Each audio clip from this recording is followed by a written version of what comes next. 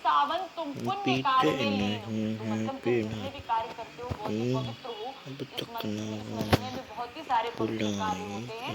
तुम स्वयं व्रत कर धरती को प्रसन्न करो, परंतु मेरे माता पिता की आंखों में आंसू ना बहने देना, उन्हें मेरी याद न आए। तो तुम जितनी भी कोशिश करना, अच्छी सावधानी से संदेश देना, मेरे पिताजी लोगों को, घर वालों को किसी भी तरीके का दुख तकलीफ यहाँ मुझे कितनी है, इस तरीके का कोई भी संदेह उन्हें ना हो। तो इस कविता में भवानी प्रसाद मिश्र ने अपने परिवार के बारे में बताया कि वो जब अपने परिवार से दूर हैं तो उनको कितनी ज्यादा तकलीफें हो रही हैं। ये बहुत ही अच्छी कविता थी जिसमें उन्होंने सारे घर के बारे में हमको समझाया और बताया। इसी पाठ के अंत में हमारी पाठ्य पुस्तक में कुछ प्रश्न उत्तर दिए गए हैं जिन्हें हम अपने नेक्स्ट वीडियो में देखेंगे। Thank you, bye bye. Like Roblox, the Sandbox allows you to build your own 3D games using its Game Maker application. Unlike Roblox, the Sandbox is entirely decentralized, meaning no one company or group of people owns it. You don't need a wallet to sign up. Easy as Minecraft Creative Mode. Powerful messaging system. Flexible mechanics allows for infinite variety. Uncluttered interface is easy to learn. Great default art. Hello students, welcome to man with brain. जैसे कि हम अपने previous video में chapter घर की याद देख चुके हैं।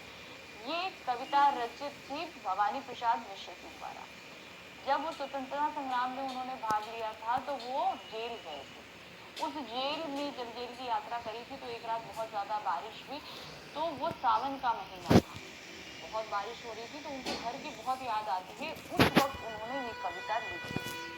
इस कविता का मर्म हमने ये देखा कि किस तरीके से उन्होंने अपने पूरे घर के बारे में बताया और घर का हर एक सदस्य उनके लिए कितना चिंतित होगा। सब उन्हें बहुत प्यार करते थे तो सब कितना चिंतित होंगे, ये भी इस कविता के अंतर्गत देखा। और ये भी देखा कि सावन को जब उन्होंने बोला कि संदेश लेकर जाना तो सावधानियां भी बताई। क्या संदेश लेकर जाना बताया ही जी, आपने पूजा नहीं करनी क्या? सावधानियां बताई कि जब उन्हें संदेश देना तो बहुत ही सावधानी पूर्वक देना कि तुमसे कोई भी गलती ना हो जिससे उन्हें शक हो कि मैं यहाँ सही हूँ। इस कविता में इसका भावार्थ, प्रसंग, समय, पूरी कविता का अब इस पे आधारित कुछ प्रश्न पूछे गए हैं। प्रश्न बहुत कम है लेकिन तब भी हम इन्हें आराम से समझें। तो पहला प्रश्न है हमारा, पानी के रात भर गिरने और प्राण मन घिरने में परस्पर क्या संबंध है? तो अब क्या होता है, रात भर पानी गिरता रहा तो उसके कारण वो सोए और उन्हें घर की याद बराबर आती है। ये मौसम ऐसा कि जिस बारिश में वो लोग कितनी सिताएं अपने घर में करते, क्या करते, तो ये सब चीजें आपको संबंध बताने। संबंध कई तरीके से बताए जा सकते हैं। आप क्या सोच रहे हैं ये बता सकते हैं, कविता में हम क्या बता रहे हैं आप ये भी देख सकते हो। तो कई तरीके से, जैसे यहाँ दिया है, पानी की रात भर गिरने और प्राण मन के गिरने में परस्पर संबंध कवि की बीती स्मृतियों और उनसे होने वाली पीड़ा से। मतलब जो उसकी स्मृतियां हैं, क्योंकि वो बहुत सुख भरी रही, उसका घर परिवार बहुत सारे सदस्य थे, सभी पूरा घर भरा पूरा खुशियों से था, सभी उसको बहुत प्यार करते, तो वो स्मृतियां उसको थी, इसलिए उसको ये रात भर पानी का गिरना और वो जाग रहा था, जेल खाने में था, अपने घर वालों से दूर था, तो वो सब चीजें उसको तकलीफ दे रही। पानी के लगातार बरसने के कारण कवि को अपने घर परिवार के सदस्यों की याद आ गई। कवि को परिवार के सदस्यों के साथ बिताए गए सुख के उन पलों की याद आई जो उसने कभी उनके साथ रहकर बिताए थे। इसी कारण उसके प्राण व मन उन्हीं घर की याद में व्याकुल हो जाते हैं। अतः पानी के रात भर गिरने और प्राण मन के गिरने की बात कवि की स्मृति के संबंध में कही गई है। प्राण मन मतलब उसको यादें आ रही थी वो सुख भरे पलों की जो उसने कभी अपने पिछली वीडियो में ये AK-47 निकाली थी। दूसरा क्वेश्चन है, माई के आई बहन के लिए कवि ने घर को परिताप का घर क्यों कहा है? लड़कियां जब अपने मायके आती हैं अपने ससुराल से तो बहुत हंसी खुशी आती हैं कि बहुत अच्छे से सब कुछ यहाँ अच्छा होगा सब कुछ, लेकिन जैसे ही उसकी बहनें घर पहुंची होगी तब उन्हें ये चीज पता चला होगा कि भवानी तो जेल में है, तो तब वो सारे उसके खुशी उल्लास का पल जो है वो उसके लिए तकलीफों का समय बन गया होगा। इसीलिए घर आई बहन के लिए ये परिताप का घर बता दिया गया। बहन जब घर आती है ये सोचकर बड़ी खुश होती है कि वह घर जाकर अपने परिवार के सदस्यों से मिलेगी। घर पहुंचने के बाद जब उसे पता चलता है कि उसका एक भाई जेल में है तो वह बहुत दुखी होती है।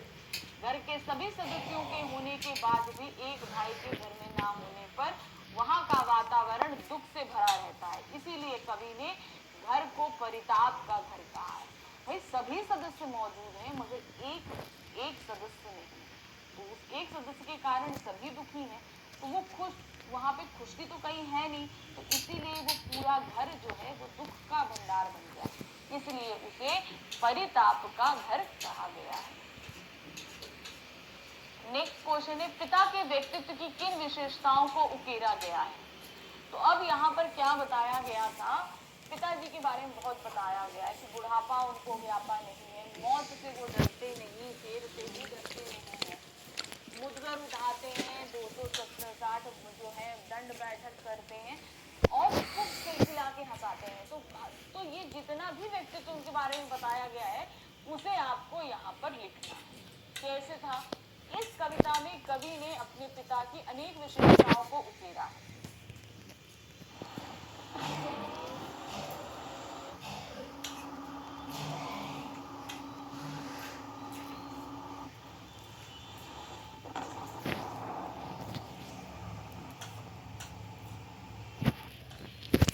कवि के पिता नित्य व्यायाम करते हैं, वे आज भी 260 दंड नित्य पेलते हैं, वे बड़ी उम्र में भी दौड़ सकते हैं और खिलखिलाकर हंसते हैं।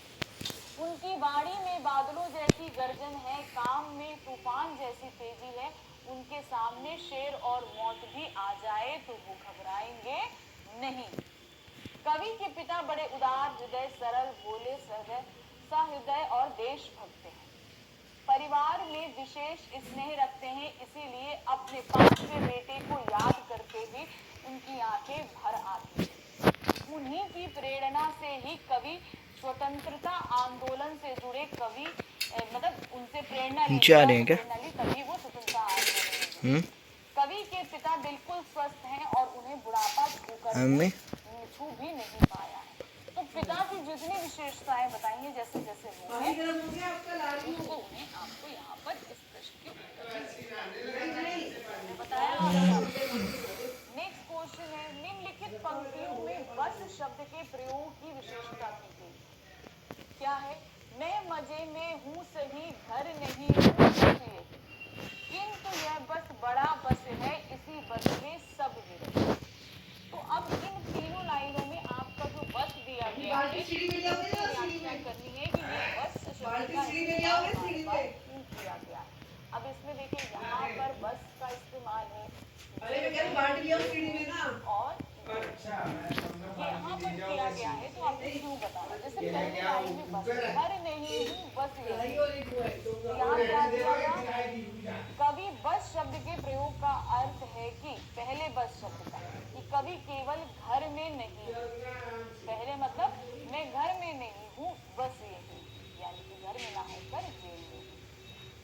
फिर दूसरे बस यहाँ दूसरा बस में जो आया है ये दूसरे बस में क्या है, शब्द का प्रयोग का अर्थ है कि वह घर से दूर रहने के लिए विवश, मतलब वो चाहते तो थे घर में रहे लेकिन अपने स्वतंत्रता आंदोलन में भाग लेने के कारण वो विवश